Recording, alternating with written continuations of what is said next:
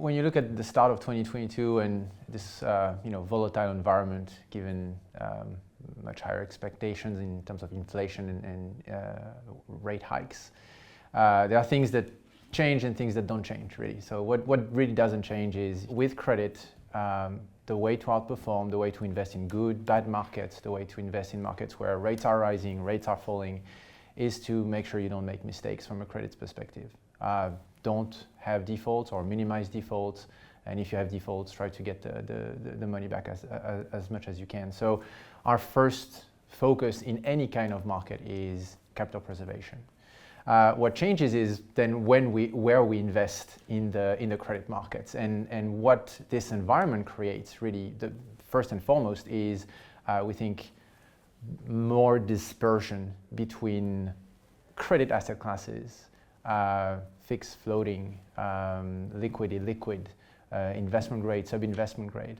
But it's also creating more dispersion between borrowers, the people we lend to. From a fundamental standpoint, start with that, we don't expect that higher rates, higher inflation at the moment will create an environment of much higher defaults.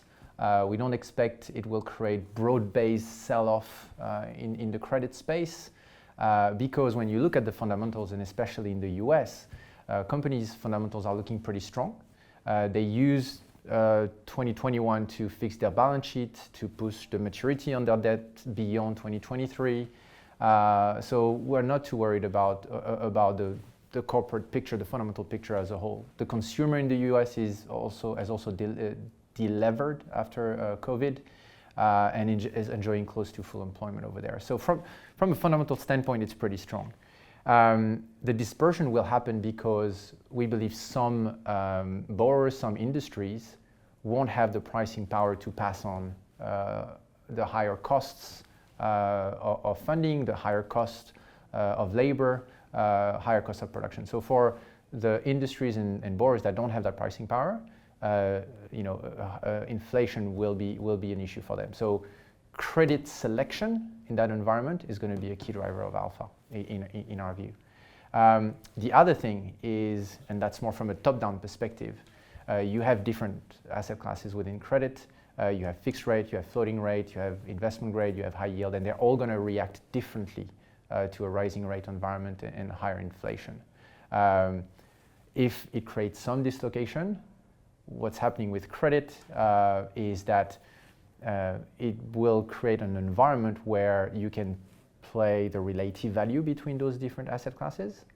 You'll have different entry points, and you can benefit from that. From the illiquid part of the market, the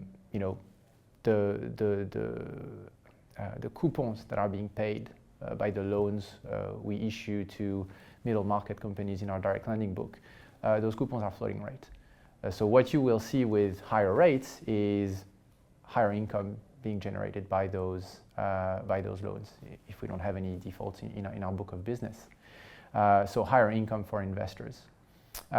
With, on the other side, not much volatility because these loans are not marked to market on a daily basis.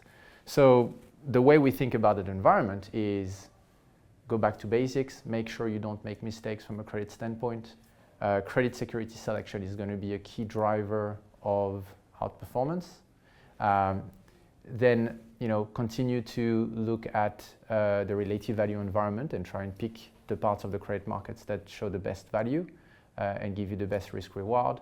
And then on the illiquid side, continue to harvest the illiquidity premium, the origination fees that we can generate in that part of the market with our global platform.